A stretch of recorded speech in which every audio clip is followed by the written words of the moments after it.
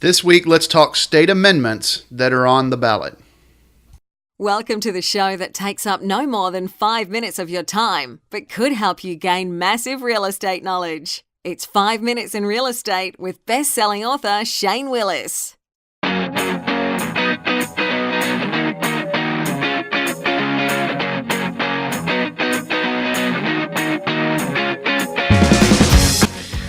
All right, so welcome to this week's show, and unfortunately, I'm going to have to do a political show.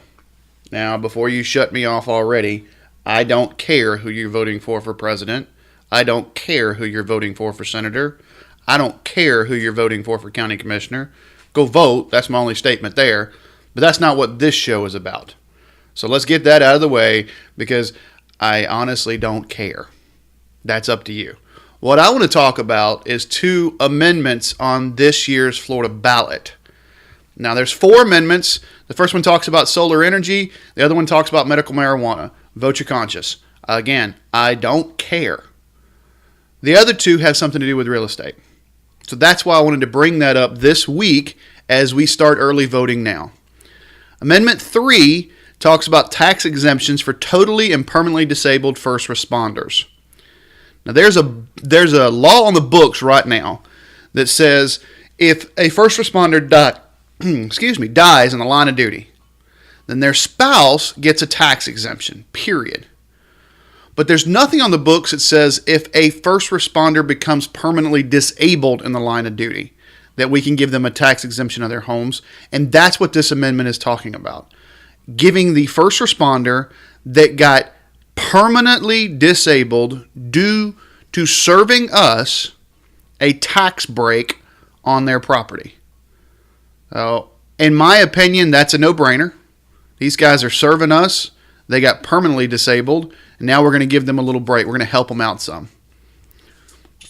So, in my mind, that's a no-brainer.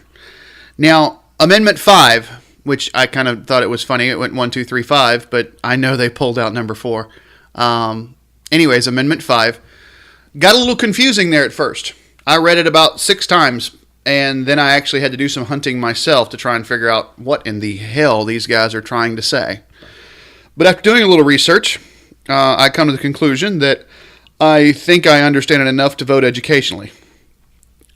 Here's what it's titled: the Homestead Tax Exemption for Certain Senior, Low-Income, Long-Term Residents, Determination of Value. First of all, even the title was freaking confusing in my mind. I went, okay, define certain senior. What the hell does that mean? Define low income. Nobody knows. Define long term. Yeah, well, you haven't done that yet. And determination of value. Okay, that one I got. So homestead tax exemption, determination of value for all these other middle things. So here's what I have found on this particular amendment. Let's define it some, and that makes it easier to vote. The current senior tax exemption set rules. It's an age. When it talks about the age, how old? Over 65. So at least we've defined that now. Okay, over 65. Length of time, 25 years. Maximum value of their home, $250,000. Sorry about that. My phone went off. $250,000. So what it basically is saying is someone bought a property 25 or more years ago. They've been living in it as their home for the entire time. This is their time. And as we all know, in Florida, property values have risen over the past 25 years. Imagine if somebody's been living in this property for 40 as their home. It can get well over $250,000 in value. South Florida, that's not hard at all. Up here in the Panhandle, it's not as prominent. But I lived outside of Tampa Bay for a while. That wasn't hard at all. So if you have a fixed income and you're continuing to property rise, what this amendment is saying is that if you meet these criteria, meaning you're over 65, they haven't really justified or quantified the income requirements yet. So it says low income. I haven't seen a quantification. I think that's going to be county by county. So the county can make that decision based on the median income of that particular county. Escambia County, where I live, is going to obviously be different than Hillsborough County down in Tampa Bay.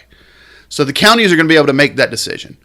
But it says if someone over the age of 65 with the county defined income level have lived in a property for 25 years or more, that their taxable rate will never exceed $250,000. So it may be a $500,000 property, but their taxable rate's not going to exceed $250,000 because they didn't cause that. Now, if they sold the property and the new property they bought, that exemption doesn't come into play anymore. So this is just helping folks that have stayed in a property for more than 25 years as their home and are on a fixed income to kind of combat the continuing rise of property values, which has an obvious correlation with the rise of, a tax bill. But what you need as a buyer, if you're paying attention to that, if someone does have that exemption, if this amendment passes and someone does have that exemption, you need to pay attention to that exemption, because as soon as you buy that property, the property is going to be reassessed and the taxes will probably go up. Hopefully that helped clarify a little bit of these two amendments. Again, the rest of the ballot, vote your conscience. I don't care. These two, in my opinion, need to get on the books. Thanks for listening, guys. We'll talk to you next week.